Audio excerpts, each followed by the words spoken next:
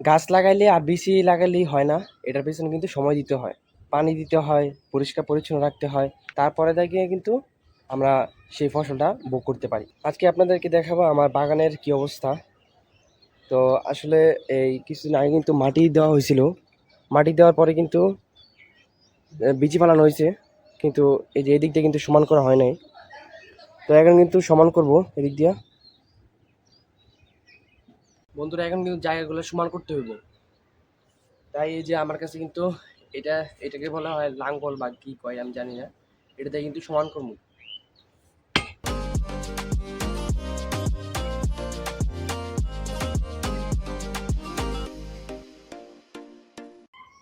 এই জায়গায় কিন্তু দাঁড়া, তারপরে লাল শাক, মূলা, হজ, তারপরে হইতেছে কলমি শাক, পুঁই শাক, হ্যাঁ, তারপরে আর কি বানানো হয়েছে, আরও অনেক কিছু বেশি বানানো হয়েছে।